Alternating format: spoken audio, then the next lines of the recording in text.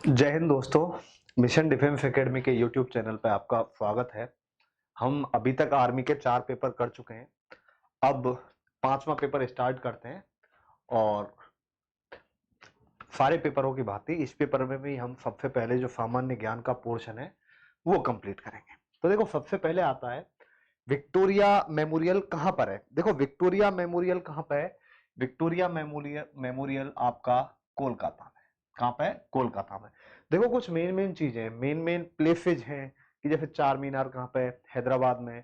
Gateway of India कहाँ है? India gate कहाँ है? कोलकाता में एक ग्राउंड भी है, ईडन गार्डन्स, तो वहां से भी क्वेश्चन आता है कि ईडन गार्डन्स कहाँ है। मुंबई में बानखेड़े। ठीक है, कानपुर में ग्रीन पार्क स्टेडियम है। कौन सा है? Green park stadium. तो ध्यान रखना, ये सारी चीजें यहाँ से क्वेश्चन आते हैं, कौन सी चीज बेसिकली कहां पर है। ठीक है, इसके बाद आते हैं आप, भारत में लौह पुरुष नाम से किसे जाना जाता है? देखो, लौह पुरुष सरदार वल्लभ भाई पटेल को जाना जाता है, क्योंकि इनकी राजस्थान के एकीकरण में अहम भूमिका भी रही है। एकीकरण में, सॉरी, भारत के एकीकरण में अहम भूमिका भी रही है इनकी, ध्यान रखना। ठीक है, और इनका अबुल कलाम आजाद, महात्मा गांधी, जवाहरलाल नेहरू, वल्लभ भाई पटेल। तो लौह पुरुष के नाम से किसे जाना जाता है? सरदार वल्लभ भाई पटेल। और इनकी एक बहुत बड़ी प्रतिमा भी बनाई गई है, स्टैच्यू ऑफ यूनिटी बनाई गई है। कहां पे बनाई गई है वो? गुजरात में बनाई गई है, अहमदाबाद। इसके बाद आप, भारत और चीन को कौन सी रेखा विभाजित करती है? देखो, भारत और चीन को मेनली जो विभाजित करती है मैकमोहन लाइन है। कौन सी लाइन है? मैकमोहन लाइन है। तो ये मैकमोहन लाइन 890 किलोमीटर है, और इसको डिसाइड किया था एक अंग्रेजी ऑफिसर थे, हेनरी मैकमोहन। इन्होंने भारत और चीन के बीच में इस लाइन को डिसाइड किया था, लेकिन चीन इसे कभी मानता नहीं है। चीन इसको कभी भी नहीं मानता है। इसके बाद हम बात करें डूरंड लाइन। देखो, डूरंड लाइन आपकी पाकिस्तान और अफगानिस्तान के बीच की जो सीमा है वो आपकी डूरंड लाइन है। 17 पैरेलल। ये देखो, आपकी उत्तरी वियतनाम और दक्षिणी वियतनाम के बीच की जो है, उत्तरी वियतनाम और कौन सा? दक्षिणी वियतनाम। उत्तरी वियतनाम और दक्षिणी वियतनाम के बीच की जो लाइन है उसको हम क्या बोलते हैं? 17 पैरेलल बोलते हैं, 17 समांतर बोलते हैं उसको, बताओ। तो इसके अलावा, मैकमोहन के अलावा एक एलएसी और है, भारत और चीन के बीच की लाइन है, इसको एलएसी भी बोलते हैं, लाइन ऑफ एक्चुअल कंट्रोल। इसके बाद आओ, अमरकंटक से किस नदी का उद्गम होता है? देखो, सबसे जो पहला ऑप्शन दिया गया है आपके लिए वो दिया गया है महानदी। तो महानदी तो रायपुर के निकट एक सिहावा पर्वत है, सिहावा पर्वत श्रृंखला है, सिहावा पर्वत श्रृंखला है। तो रायपुर के निकट सिहावा पर्वत श्रृंखला है छत्तीसगढ़ में, तो महानदी वहां से निकलती है आपकी। गोदावरी की बात करें, ये यम्बकेश्वर महाराष्ट्र से निकलती है, गोदावरी नदी।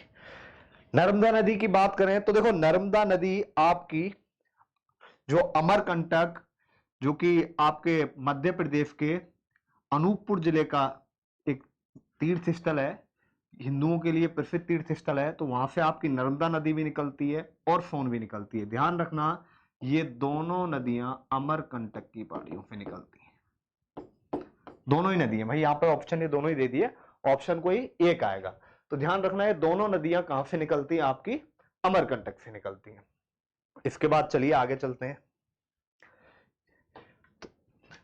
भारत के गृह मंत्री का नाम है, देखो, राजनाथ सिंह आपके डिफेंस मिनिस्टर हैं, सबको पता होगा। देखो, ये मंत्रिमंडल का है, एक क्वेश्चन आ जाता है आपके लिए, तो मेन जो आपके मिनिस्टर हैं, मंत्री हैं, उनको आप याद कर लेना इसको। राजनाथ सिंह वर्तमान की बात करें तो रक्षा मंत्री हैं। अमित शाह आपके गृह मंत्री हैं आज की तारीख में।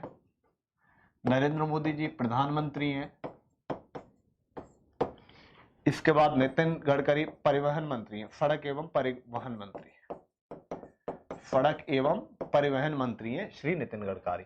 तो गृह मंत्री पूछा है तो आपका गृह मंत्री कौन हो जाएगा? अमित शाह। ध्यान रखना मुख्य राज्यों के आपको मुख्यमंत्री भी याद करने हैं, और इसके अलावा जो हमारा मंत्रिमंडल है, मंत्रिमंडल आपको याद करना है। मेन जो मुख्य मंत्रालय, यहां से क्वेश्चन आते हैं। अंतरिक्ष में जाने वाले प्रथम भारतीय का नाम, देखो अंतरिक्ष में जाने वाले प्रथम भारतीय कौन थे? राकेश शर्मा थे, जो कि स्क्वाड्रन लीडर थे, भारतीय एयरफोर्स के थे और रूस से गए थे। तो अंतरिक्ष में जाने वाले प्रथम भारतीय का नाम क्या है? राकेश शर्मा। इसके बाद आते हैं भारतीय सशस्त्र सेनाओं के सर्वोच्च कमांडर। देखो भारतीय तीनों सेनाओं का जो सर्वोच्च कमांडर होता है वो राष्ट्रपति होता है। कौन होता है? राष्ट्रपति होता है। ऑस्कर पुरस्कार किस क्षेत्र में योगदान के लिए दिया जाता है? देखो ऑस्कर पुरस्कार दिया जाता है आपका किसमें? सिनेमा में। ऑस्कर पुरस्कार किसमें दिया जाता है? सिनेमा में। शिक्षा के क्षेत्र में ये दान दिया जाता है। ये दान प्राइज है एक, यहां से क्वेश्चन आ सकता है। कौन सा प्राइज है? ये दान प्राइज। और इसके बारे में जो मेन चीज है ये दान प्राइज के बारे में, जो 2021 का ये दान प्राइज है वो रुक्मणी बनर्जी ने जीता है। किसने जीता है? रुक्मणी बनर्जी ने। 2021 का जो ये दान प्राइज है वो आपका किसने जीता है? रुक्मणी बनर्जी ने जीता है। इसके बाद चलिए आगे चलते हैं। 9 क्वेश्चन आपके हो चुके हैं। इसके बाद आओ 10वां क्वेश्चन। देखो एग्जाम में हमेशा ध्यान रखो, जीके और जीएस में यदि आपको क्वेश्चन आते हैं तो टाइम नहीं लगेगा, बहुत कम टाइम लगता है। अभी भी बता रहा हूं आपको, एग्जाम करो, आपके एग्जाम का पूरा 1 आवर होता है, आपके पास 60 मिनट होती है। जीके जीएस 15 मिनट में निपटा लो। बाकी के 20 क्वेश्चन आप आराम से मैथ्स रीजनिंग के करो। जिस बच्चे को यदि पढ़ने में थोड़ा बहुत भी ठीक ठाक है तो आर्मी का पेपर वास्तव में उसके लिए 40 मिनट का ही है, 40 या 45 मिनट से ज्यादा का नहीं है। लेकिन फिर भी जो एवरेज बच्चे हैं, जो औसत बच्चे हैं, देखो जीके और जीएस में तो सभी को बराबर ही टाइम लगता है, 2, 4, 5 मिनट का फर्क पड़ता है ज्यादा से ज्यादा। तो वहां पे हमें जो टाइम है पहले इनको निपटा देना है। लास्ट में जो टाइम है, जो बच्चे थोड़े एवरेज होते हैं या एवरेज से बिलो होते हैं, वो आराम से करो फिर मैथमेटिक्स फॉर रीजनिंग को। इसके बाद चलो आगे बढ़ते हैं। इंडिया गेट किस शहर में है? देखो इंडिया गेट कौन से शहर में है? देखो यहाँ पे कोलकाता बताया था मैंने अभी, विक्टोरिया मेमोरियल है, क्वेश्चन पहले आया भी था अभी, विक्टोरिया मेमोरियल है यहाँ पे। तो ठीक है, और भी बहुत सारी चीजें, ये मैं इसलिए बता रहा हूं, अभी क्वेश्चन आया था। मुंबई, देखो मुंबई में गेटवे ऑफ इंडिया है, गेटवे ऑफ इंडिया। मुंबई को आर्थिक राजधानी भी कहा जाता है। मुंबई क्या कहा जाता है? आर्थिक राजधानी। तो देखो इस क्वेश्चन में हमें कंफ्यूज नहीं होना है, एक इंडिया गेट है और एक गेटवे ऑफ इंडिया है। गेटवे ऑफ इंडिया कहां पे है? मुंबई में। और जो आपका इंडिया गेट है वो कहां पे है? दिल्ली में। तो इंडिया गेट कौन से शहर में स्थित है? दिल्ली में। ये देश की राजधानी है और मुंबई देश की आर्थिक राजधानी। आर्थिक राजधानी इसलिए क्योंकि सबसे ज्यादा जो इनकम होती है वो मुंबई बेल्ट से होती है। वो आगे आते हैं। अब खिलाड़ी जीव मिल्खा सिंह का संबंध किससे है? देखो खिलाड़ी जीव मिल्खा सिंह का संबंध है गोल्फ से। खिलाड़ी जीव मिल्खा सिंह का संबंध किससे? गोल्फ से। जो अभी सिंगापुर गोल्फ हुआ था वो इन्होंने ही जीता था। ध्यान रखना है, यदि यहाँ पे मैं बता रहा हूं, यदि यहाँ पे दौड़ दे दिया जाता तो ज्यादातर बच्चे दौड़ कर देते हैं, ठीक है ना। वो अलग मिल्खा जी, जीव मिल्खा सिंह का संबंध किससे? गोल्फ से। भारत में किस राज्य की उच्चतम साक्षरता दर है? देखो सबसे ज्यादा साक्षरता कहां पे है? केरल में। सबसे ज्यादा साक्षरता कहां है? केरल में, और बिहार में कम है आपकी। इसके बाद आते हैं केरल में कौन सी भाषा बोली जाती है? देखो ये कुछ एक भाषाएं जो आपको याद रखनी है। अपने मेनली जो उत्तर भारत में बोली जाती है सबसे ज्यादा, वो तो हिंदी बोली जाती है। बाकी ये भाषाएं देखो ये साउथ की हैं, कौन सी कहां पे बोली जाती है? तो हम सबसे पहले आएंगे आपकी तेलुगु पे। देखो तेलुगु आपकी आंध्र प्रदेश, और आंध्र प्रदेश से क्या बना है? आंध्र प्रदेश और तेलंगाना। आंध्र प्रदेश और तेलंगाना है।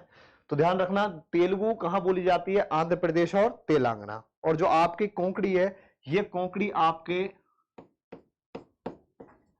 गोवा के दक्षिणी भाग में और आपके कर्नाटक में, गोवा और कर्नाटक में। तमिल आपकी तमिलनाडु में हो गई भाई, कहां पे हो गई? तमिलनाडु में हो गई। और मलयालम आपकी कहां पे हो गई? केरल में। तो क्वेश्चन में पूछा है केरल में बोले जाने वाली भाषा कौन सी है, तो केरल में कौन सी भाषा बोली जाती है? आपकी मलयालम भाषा बोली जाती है। तो केरल में कौन सी भाषा बोली जाती है? मलयालम। तो इसका आंसर क्या हो जाएगा आपका? मलयालम। इसके बाद आओ 2020 में ओलंपिक खेलों का आयोजन कहां पर हुआ? देखो अभी जो रिसेंटली ओलंपिक हुए थे वो कहां पे हुए थे? टोक्यो में हुए थे। कहां पे हुए थे? टोक्यो में हुए थे। ठीक है, अगले जो ओलंपिक है ये तो 2020 में है, ध्यान रखना। अब जो 2024 के ओलंपिक होंगे वो कहां पे होंगे? पेरिस में होंगे। फ्रांस कहां पे होंगे? पेरिस में। ये ध्यान रखना, अभी हुआ है वो, अगला जरूर याद रखना, अगला भी पूछा जा सकता है। यदि 2016 का पूछता है तो वो रियो डी जेनेरियो में हुए और ब्राजील में है वो। भारत में सबसे बड़ा चाय का उत्पादक कौन सा है? असम। कौन सा है? असम। भारत में चाय का सबसे बड़ा उत्पादक कौन सा राज्य है? असम है। अब देखो इसके बाद ये हमारे जीके के 15 क्वेश्चन हैं जो कि पूरे हो चुके हैं। अब इसके बाद आते हैं हम साइंस के क्वेश्चनों पे। देखो सामान्य विज्ञान के क्वेश्चनों पे आते हैं।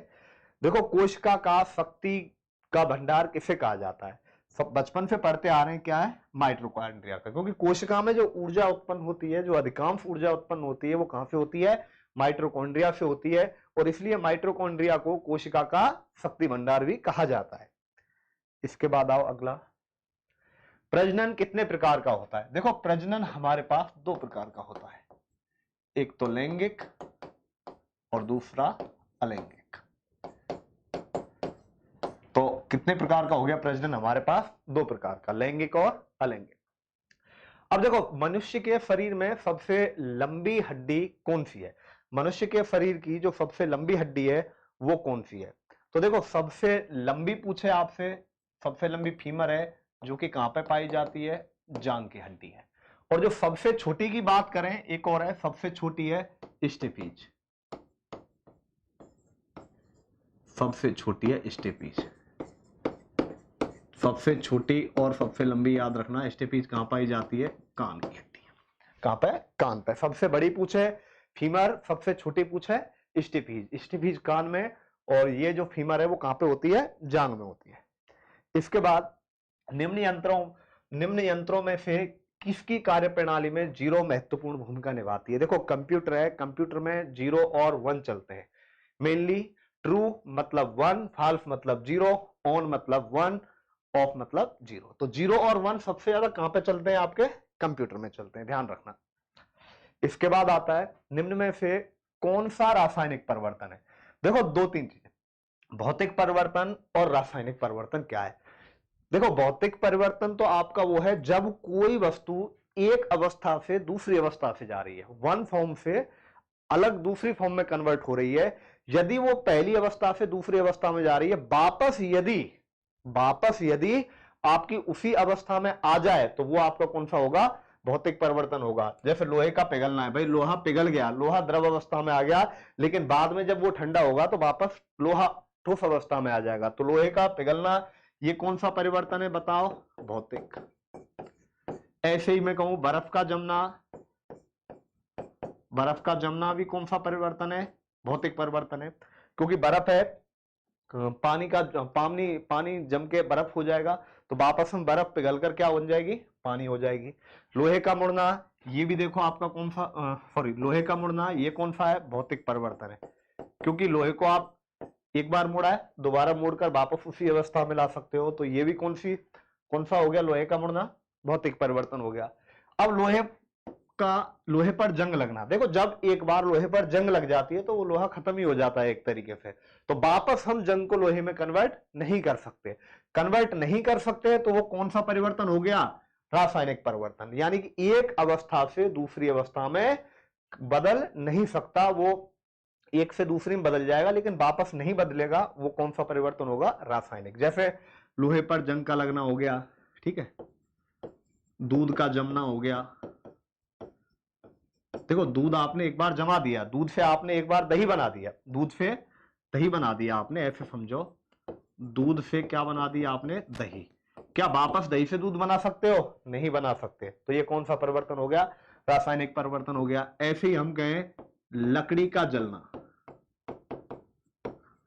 लकड़ी का जलना। अब देखो लकड़ी जलकर राख बन गई, क्या वापस हम राख को लकड़ी में कन्वर्ट कर सकते हैं? नहीं कर सकते। तो ये कौन सा परिवर्तन होगा?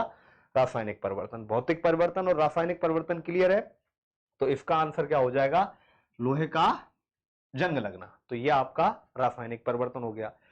एक मछली सांस लेने के लिए गलफड़े का इस्तेमाल करती है, ठीक है? जो गल्फ होते हैं, गलफड़े, इनसे सांस लेती है मछली। नाक से लेती है, नाक से ना, मुंह से। आदमी नाक और मुंह दोनों से लेता है सांस। अंदर की तरफ घुमावदार लेंस को कहते हैं, देखो अंदर की तरफ घुमावदार को क्या बोलते हैं? अवतल। देखो इस तरीके से बनता है ये अवतल, ठीक है? तो कौन सा बोलते हैं इसको? अवतल बोलते हैं। जो अंदर की तरफ घुमावदार वाला लेंस होता है उसको हम अवतल लेंस बोलते हैं, और जो इस तरीके से होता है उसको उत्तल बोल देते हैं, ठीक है? इसके बाद आओ नेक्स्ट आगे। धरती पर सबसे ज्यादा कौन सी धातु पाई जाती है? भूपर्पटी पर सबसे ज्यादा आपकी एल्यूमिनियम पाई जाती है, ध्यान रखना। भूपर्पटी पर सबसे ज्यादा कौन सी पाई जाती है? पृथ्वी पर जो धातु पाई जाती है वो कौन सी है? एल्यूमिनियम। अब देखो वनस्पति जगत का अध्ययन करने वाली विज्ञान कहलाती है। देखो ये चीज जरूर आती है कि भाई इस चीज का अध्ययन करना क्या कहलाता है, या फिर उल्टा भी दे सकता है इस क्वेश्चन को, तो यहां से भी क्वेश्चन आते हैं। देखो बॉटनी, वनस्पति का अध्ययन करने वाले को क्या बोलते हैं? बॉटनी। जूलॉजी में जीवों पर जो अध्ययन होते हैं, जीवों पर अध्ययन होते हैं, वो क्या कहलाता है आपका? जूलॉजी। भूकंपों पर जो अध्ययन किया जाता है, भूकंपों अध्ययन, उसको क्या बोलते हैं? सेस्मोलॉजी। और सेस्मोग्राफ क्या होता है? जो भूकंप की तीव्रता नापते हैं, रिएक्टर स्केल भी होता है। सेस्मोलॉजी से भी हम भूकंप का पता लगाते हैं। इसके बाद आता है माइकोलॉजी। देखो माइकोलॉजी क्या है? माइकोलॉजी जानवर और मनुष्यों में, जानवर और मनुष्यों में जो कवक के कारण बीमारी होती है, कारण होने वाली बीमारियों का अध्ययन। ध्यान रखना, जानवर और मनुष्यों में जो कवक के कारण बीमारियां होती हैं उनका जो अध्ययन है, उनका जो अध्ययन करते हैं वो क्या कहलाता है? आपका माइकोलॉजी। इसके बाद आओ विभवांतर मापक यंत्र है। देखो अमीटर है, अमीटर से आप विद्युत धारा बनाते हैं, ठीक है? अमीटर से आप क्या करते हैं? विद्युत धारा नापते हैं। फुफेल कुछ भी नहीं नापते हैं। तो lactometer,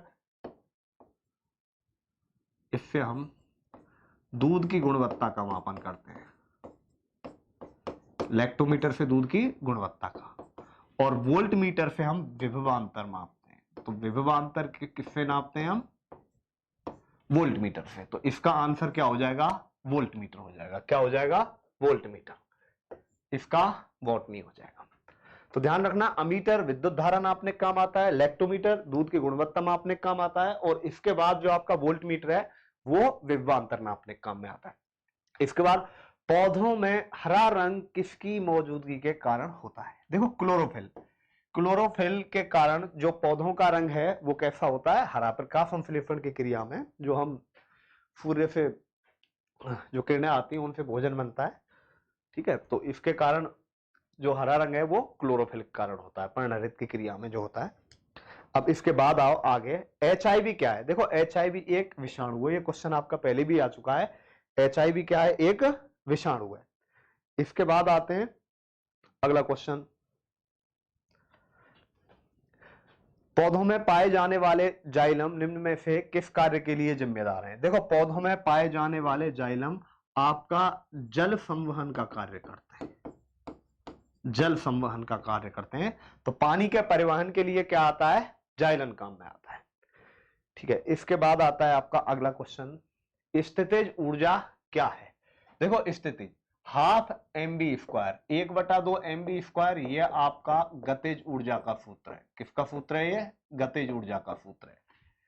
half mv square plus mgh, ये mgh आपका गतिज ऊर्जा का सूत्र है। किसका है? गतिज ऊर्जा का। और ये जो बीच वाला दिया है आपका गतिज ऊर्जा प्लस स्थितिज ऊर्जा, दोनों का दिया है। मनुष्य के शरीर में कितनी हड्डियां होती हैं? मनुष्य के शरीर में कितनी हड्डियां होती हैं? 206 हड्डियां होती हैं। अब देखो यहां पे आओ, यदि ए बी अनुपात 5:6, तो देखो इसको करने का ए बी और सी, देखो इसको करने का तरीका क्या है, मैंने क्लासरूम में आप लोगों को बता रखा है। ए अनुपात बी है आपके पास 5:6, इस तरीके से लिखेंगे। बी अनुपात सी है आपके पास 9:15। तो या तो पहला तरीका देख लो, पहला इनका ऐसे गुणा कर दो, 9 गुणा 5 45, 6 गुणा 9, मैं डायरेक्ट कर दू 6 गुणा 9 54, और 15 गुणा 6 90। ए अनुपात सी पूछा है तो क्या आ गया? 45:90 या 1:2 बी। अदरवाइज इसका एक तरीका और है, तो वो तरीका हम देखेंगे यहाँ पे। ए अनुपात बी अनुपात सी, आप ऐसे ही लिखो, ए बी के नीचे ए बी 5:6 और बी सी के नीचे बी सी आ गया कितना? 9:15। अब देखो दूसरा तरीका क्या है, यहां 6 तो बेटा आगे भी 6, यहां 9 है तो आगे भी क्या आ गया? 9। तो देखो यहां पे 5 नाम 45, इनका गुणा कर दो, 6 नाम 54 और ये 90। अब भी कितना आ गया यहाँ पे? 1:2। तो इसका मतलब इसका आंसर क्या होगा? Option B is the right answer, 1:2 आ जाएगा। अब आइए अगला क्वेश्चन, क्वेश्चन नंबर 32।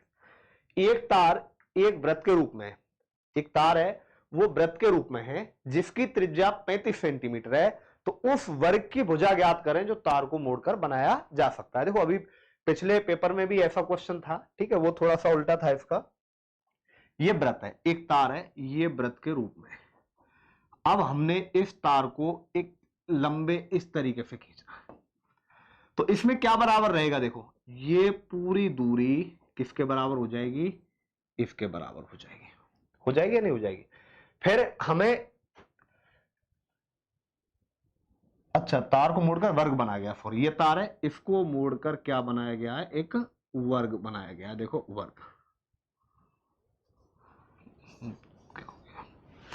तार को मोड़कर वर्ग बना दिया गया है इस तरीके से, ठीक है, इस तरीके से वर्ग बना दिया गया।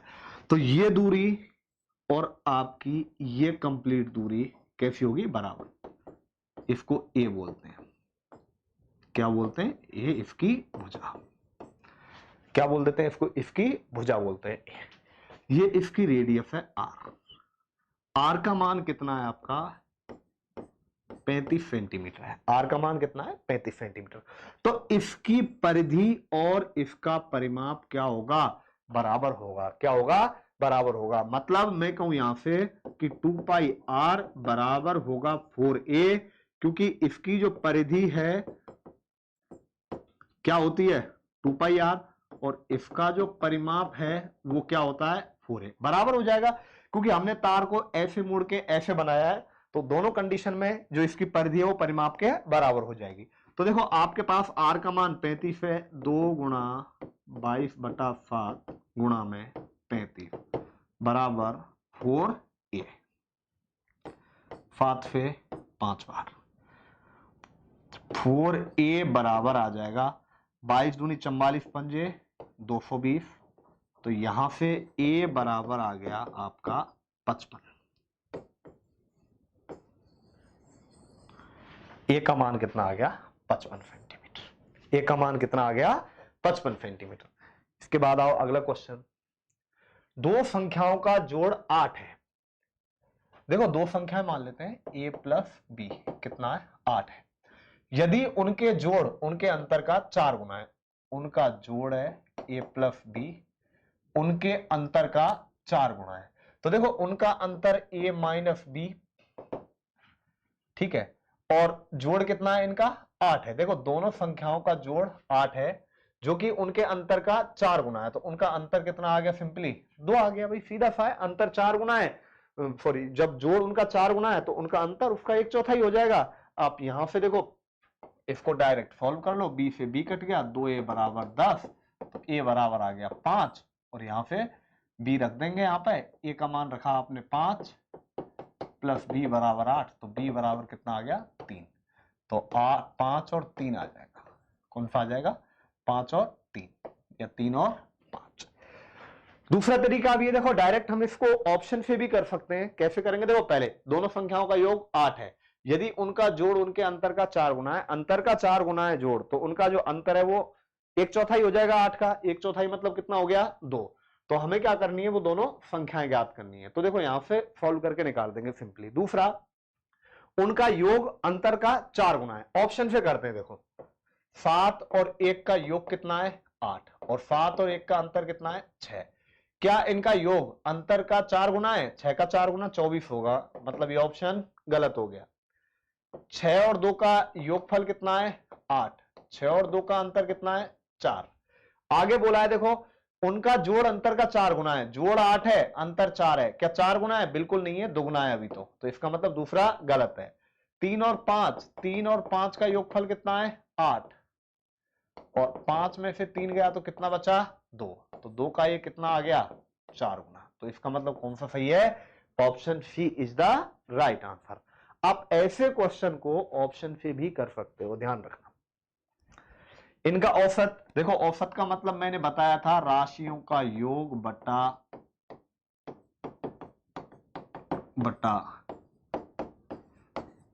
राशियों की संख्या।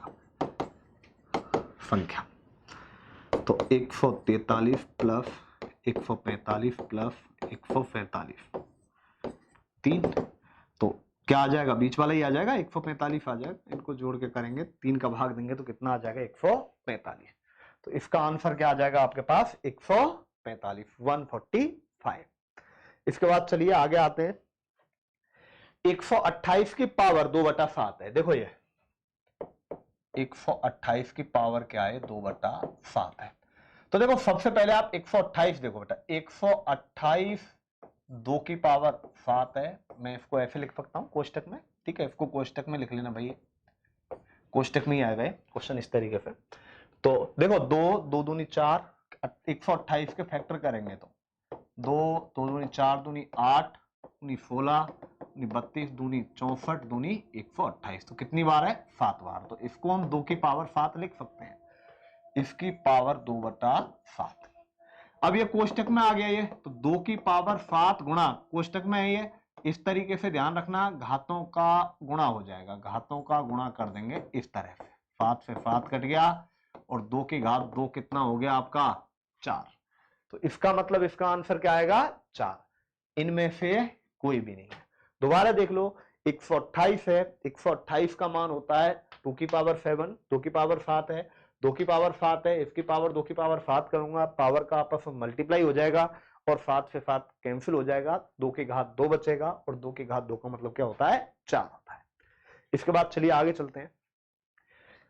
एक वृत्ताकार बाग की त्रिज्या r बराबर 28 है, बाग की परिधि ज्ञात करनी है। तब बाग की परिधि, देखो बाग है वृत्ताकार का, ऐसे आकार का, और ये वृत्ताकार है बाग, तो बाग की त्रिज्या है 28। तो वृत्त की परिधि क्या होती है? हमने क्या सूत्र पढ़ा है वृत्त की परिधि का? 2πr। 2π का मान 22/7, और r का मान कितना है? 28। 4 बार कट गया, 22 दूनी 44, देखो 44 चौका कितना आ गया? 176 सेंटीमीटर। कौन सा आंसर आ जाएगा? 176 सेंटीमीटर। तो ये क्वेश्चन हो गया आपका। अब आते आगे, चतुर्भुज के चारों कोणों का योगफल क्या है? देखो चारों कोणों का, यहां पे आंतरिक कोण नहीं ना, ये पूछा है कि आंतरिक कोण है या बाहरी कोण है। जहां पर आपको इंटीरियर एंगल और एक्सटीरियर एंगल, मतलब आंतरिक कोण और बाहरी कोण क्लियर नहीं है, वहां पे आपको आंतरिक कोण ही लेने हैं। कौन से लेने हैं? आंतरिक कोण। वैसे भी चतुर्भुज में आंतरिक कोण कितने डिग्री के होते हैं? 360 डिग्री के। फॉर्मूला है आपका n-2 गुणा में 180। कौन से कोणों का? आंतरिक कोणों का। तो चतुर्भुज में कितनी भुजाएं हो गई, n क्या है यहाँ पे, भुजा, कितनी भुजा होंगी, तो 4 - 2 गुणा में 180, 2 गुणा में 180 कितना हो गया, 360। मान लो यहाँ चतुर्भुज की बजाय पंचभुज होता तो n का मान 5 ले लेते। षटभुज होता, हेक्सागोनल होता षटभुज, षटभुज में n का मान कितना आ जाता, 6 हो जाता, ठीक है। और आपके पास अष्टभुज होता 8 आ जाता, ऑक्टागोनल। ये तो हो गया आंतरिक कोणों का योगफल। बाहरी कोणों का कोई भी बहुभुज है आपके पास, चाहे त्रिभुज है, चतुर्भुज है, पंचभुज है, कितनी भुजाओं की आकृति है, उसके बाहरी कोणों का योगफल हमेशा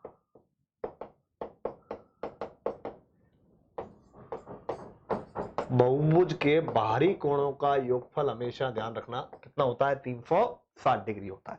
तो कोई भी चतुर्भुज है या कोई भी बहुभुज है, आंतरिक कोणों का योगफल n-2 गुणा 180 होता है और बाहरी कोणों का योगफल क्या होता है, 360 होता है।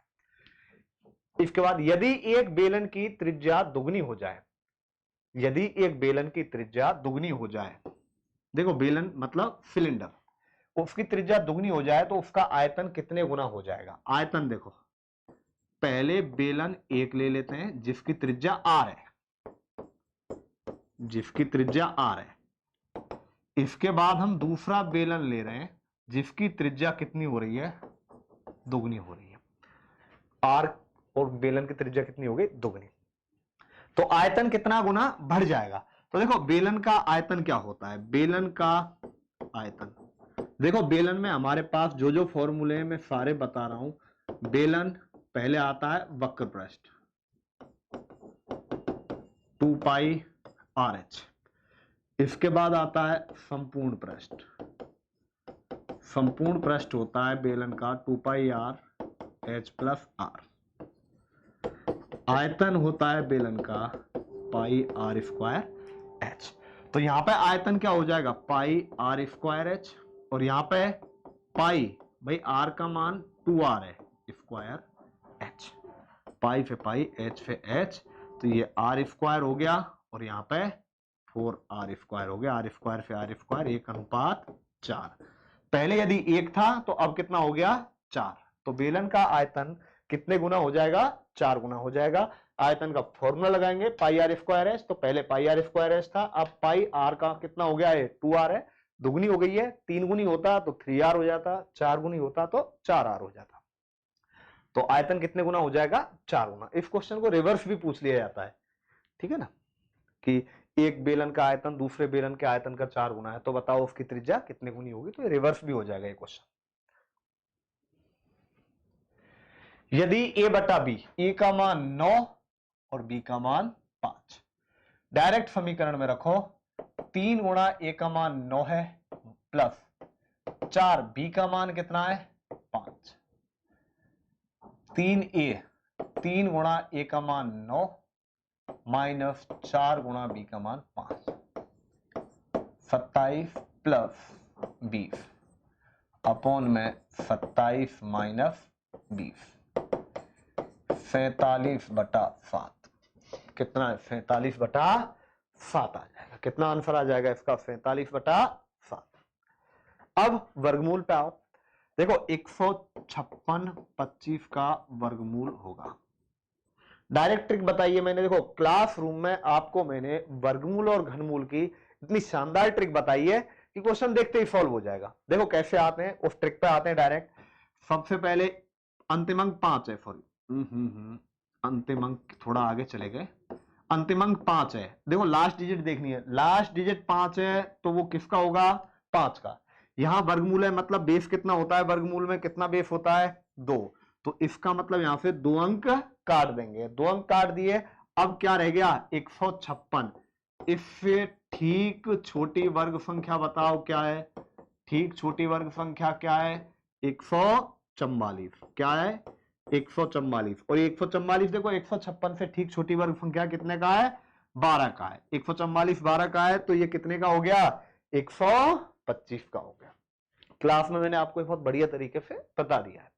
इसके बाद आइए आगे, दो संख्याओं का में से 15 है, ले से 225 है। में से मतलब महत्तम समाप्य बढ़ता है, क्या हाईएस्ट कॉमन फैक्टर बोलते हैं, HCF। में से एलसीएम लघुत्तम समापवर्तक या लीस्ट कॉमन मल्टीप्लायर। एक संख्या 75 है। देखो आप, एक फॉर्मूला है, पहली संख्या गुणा दूसरी संख्या बराबर होती है लैसे गुणा में से। पहली संख्या, देखो पहली संख्या दी है आपको 75, दूसरी संख्या मान ली x है, लैसे गुणा में से, लैसे गुणा में से 225 गुणा 15, x बराबर 225 गुणा 15 बटे में कितना है 75। 15 से 5 बार और 5 से ये कितनी बार कट गया 45 बार। तो दूसरी संख्या क्या आ जाएगी 45 आ जाएगी। ठीक है, 45 आ जाएगी दूसरी संख्या। इसके बाद आओ आगे, 7 लगातार, लगातार कर लेना इसको, 7 लगातार आने वाले घन पूर्णांकों का औसत 24 है। तो इन पूर्णांकों में सबसे छोटा होगा। देखो पहला तरीका, मैं दोनों तरीके बता देता हूं इसके लिए। 7 लगातार, पहली संख्या x, दूसरी x+1, तीसरी x+2, चौथी x+3, पांचवी x+4, छठवीं x+5, सातवीं x+6।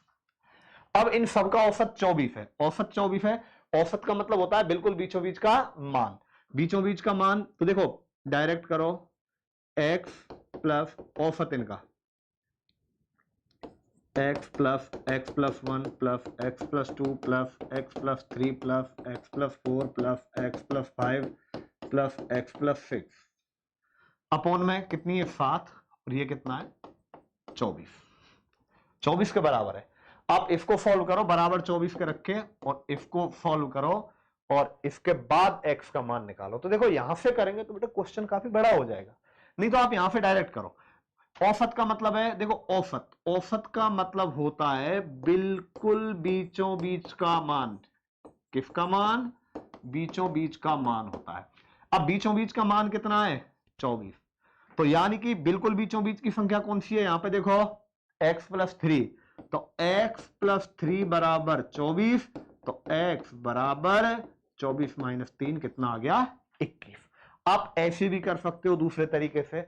एक तरीका और है, उसमें आपको कुछ भी करने की जरूरत नहीं, डायरेक्ट होगा क्वेश्चन। देखो डायरेक्ट कैसे होगा भाई, हमें इतना पता है बेटा, ध्यान से समझना, बीचों बीच की, औसत का मतलब है बिल्कुल जो बीच की संख्या है वो कितनी है 24 है। औसत का मतलब ही होता है बिल्कुल बीचों बीच का मान। अब बिल्कुल बीचों बीच का मान 24 है आपका। तो अब एक बात बताओ, 7 लगातार संख्याएं, एक इससे पहले जाओ, 7 संख्याएं बनानी है हमें, तो लगातार है, तो लगातार है मतलब एक पहले आओ 23 और एक बाद में आओ 25, 3 संख्याएं हो गई। एक एक और आओ 22 और कितनी हो गई 26, 5 संख्याएं हो गई, एक और आ जाओ 21 और कितनी हो गई 27। देखो 24 बीच की है नहीं, तो सबसे छोटी क्या हो गई 21। यदि 5 संख्याएं बोलता तो 23, 24, 25, 26, आगे नहीं जाते। यदि 9 संख्याएं बोल दे तो एक इधर और बढ़ा दो और एक इधर और बढ़ा दो, 20 और कितना हो जाएगा 28 हो जाएगा। तो इस तरीके क्वेश्चन आ जाए, घबराने की जरूरत नहीं है। एक्स का तरीका बिल्कुल काम में मत लेना, क्योंकि 9 संख्याएं दे दी तो बहुत ज्यादा टाइम वेस्ट हो जाएगा यदि आप एक्स वाले तरीके से करोगे क्वेश्चन को। तो इसके बाद आओ नेक्स्ट, अगला क्वेश्चन। मोहन एक रेडियो 500 रुपए में खरीदकर 300 में बेचता है। देखो क्रय मूल्य, कॉस्ट प्राइस, क्रय मूल्य सीपी कितना है 500, एसपी विक्रय मूल्य सेलिंग प्राइस कितना है 300, हानि कितने रुपए की हो गई 200 की, कितने पे 500 पे, प्रतिशत ज्ञात करना है 100।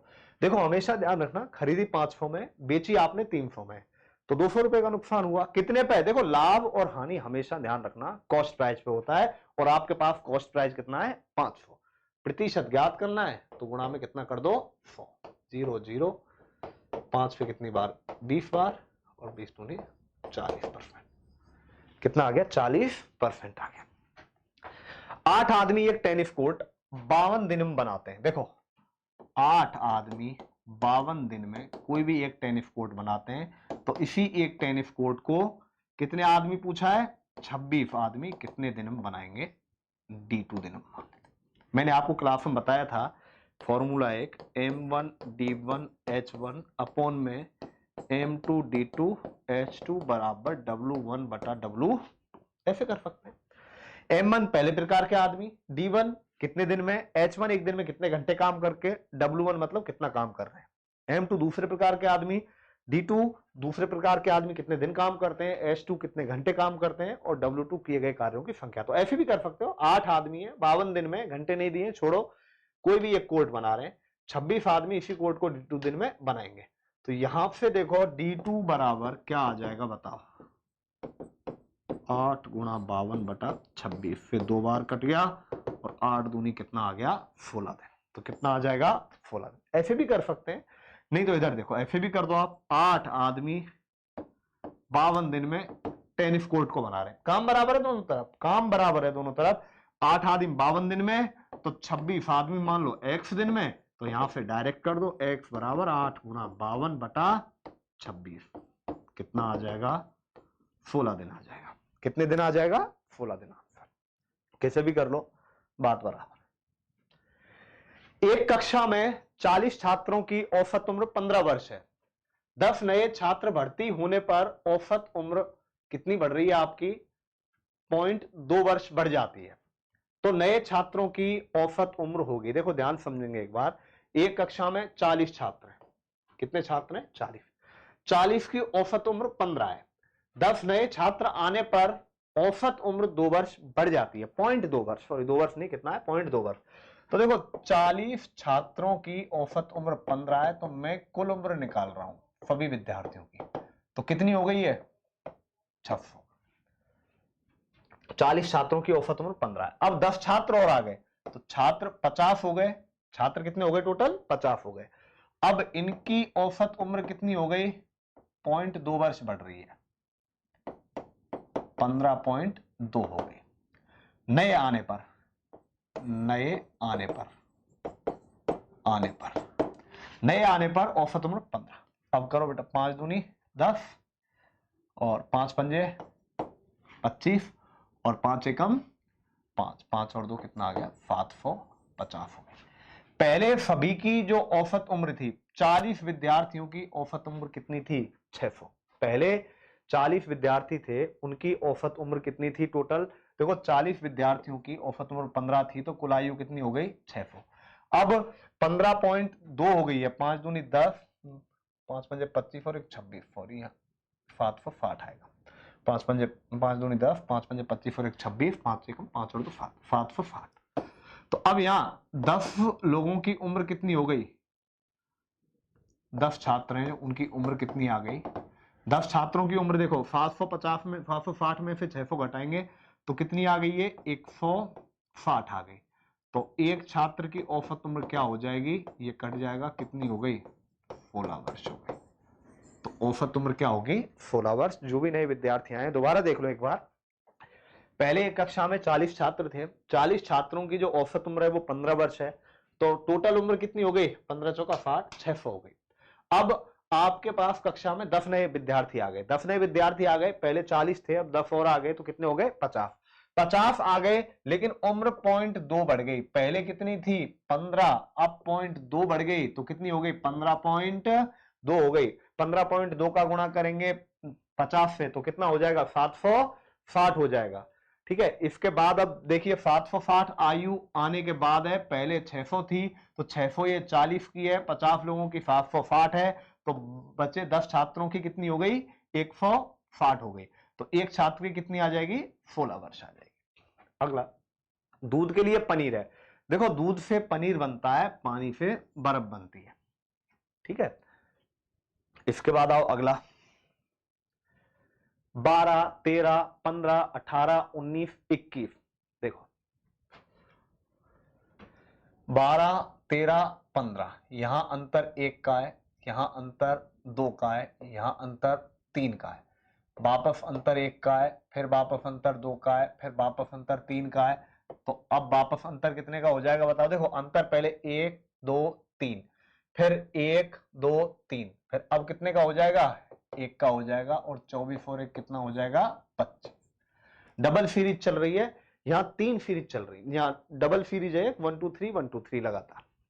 इसके बाद आओ, देखो 7 छिंगी 42 का दुगना कितना हो गया 84, 9 8 72, 72 का दुगना कितना हो गया आपके पास 144, 13 गुणा 10 130, और इसका दुगना कितना हो जाएगा 260 हो जाएगा। क्या आंसर होगा इसका 260 हो जाएगा। इसके बाद चलिए आगे बढ़ते हैं। एक व्यक्ति अपने स्थान से उत्तर की ओर, एक व्यक्ति अपने स्थान से उत्तर पूर्व दिशा में 5 किलोमीटर चलकर दक्षिण दिशा में मुड़ जाता है तथा 4 किलोमीटर चलकर रुक जाता है, वह अपने पूर्व स्थान से कितनी दूर है। देखो एक व्यक्ति इस स्थान पे था, उत्तर पूर्व में जा रहा है। देखो मैंने दिशाएं आपको बताई थी, ये आपकी उत्तर दिशा हो गई, ये आपकी पूर्व हो गई, ये आपकी पश्चिम हो गई, और ये आपकी दक्षिण है। अब उत्तर पूर्व की बात कर रहा है तो किधर जाएगा, इधर। ये उत्तर पूर्व है, और ये आपकी दक्षिण पूर्व है, ये आपकी पश्चिम दक्षिण है, और ये आपकी उत्तर दक्षिण है, वो सॉरी पश्चिम उत्तर है। ठीक है, एक व्यक्ति अपने स्थान से उत्तर पूर्व में जा रहा है। देखो उत्तर पूर्व में जा रहा है, और ये कितना गया है 5 किलोमीटर। फिर दक्षिण की तरफ मुड़ रहा है, इधर की तरफ, यहां आ गया, यहां पर कितना आ गया 4 किलोमीटर। अब रुक गया। अब अपने पूर्व स्थान से कितनी दूरी पर है, यहां से कितनी दूरी पर है, तो यहां से दूरी कितनी होगी x। यह आपका समकोण त्रिभुज बन गया, समकोण त्रिभुज बन गया। यह आपके पास कर्ण हो गया, यह आप आधार लंब कुछ भी मान लो, ये लंब हो गया, या फिर ये चलो कुछ भी मान लो, उससे कोई फर्क नहीं पड़े क्योंकि यहां एंगल नहीं दिया है। 4 किलोमीटर लंब मान लो इसको, या आधार मान लो, चाहे लंब मान लो, चलो इसको आधार मान लो, कुछ भी मान लो, ये आपका लंब हो गया। पाइथागोरस प्रमेय होती है, वो क्या होती है, कर्ण का स्क्वायर बराबर आधार का स्क्वायर प्लस लंब का स्क्वायर। तो कर्ण का स्क्वायर मतलब 5 का स्क्वायर बराबर 4 का स्क्वायर प्लस एक्स स्क्वायर मान लो बेटा। 25 माइनस 16 बराबर एक्स स्क्वायर, 9 बराबर x square. It means x का मान कितना आ गया 3 आ गया। तो एक्स का मान कितना आ जाएगा यहाँ पे 3 किलोमीटर आ जाएगा। कितने किलोमीटर आ जाएगा 3 किलोमीटर। क्वेश्चन को अच्छे तरीके से पढ़ो, उसके बाद क्वेश्चन को करो। इसके बाद आ गया देखो, पक्षी जिस प्रकार पक्षी और मछली और हवाई जहाज। देखो पक्षी आसमान में उड़ता है, क्या उड़ता है आसमान में, हवाई जहाज। मछली पानी में चलती है, हालांकि देखो पनडुब्बी भी है पानी में, लेकिन यहां समुद्री जहाज सही होगा बेटा। क्या ठीक होगा, समुद्री जहाज, क्योंकि पर्टिकुलर जहाज शब्द दिया है। ठीक है, हवा में बहुत सारी चीजें जो उड़ती हैं, ऐसे ही यहाँ पे समुद्री जहाज इसका राइट आंसर होगा। तो 50वें का आंसर क्या होगा, समुद्री जहाज। अब 1-2 दिन में आपके क्लर्क वालों के अंग्रेजी के पेपर और चालू करवा देते हैं। ठीक है, उसके लिए आप थोड़ा सा इंतजार करो। आपके जो पेपर है हिंदी इंग्लिश दोनों मीडियम में डाले जाएंगे। जो अभी आपके जो पेपर हैं, अब तो ये हिंदी मीडियम में है, लेकिन अभी हम हिंदी इंग्लिश दोनों मीडियम में पेपर तैयार कर रहे हैं, और बाकायदा आपकी क्लासेज भी तैयार कर रहे हैं। जो बच्चे नहीं आ सकते, जो काफी दूर के हैं, जो नहीं आ सकते यहाँ पे, उनके लिए हम अभी ऑनलाइन क्लासेज भी डालेंगे। तो वो आप उस चीज का फायदा विशेष रूप से लेना।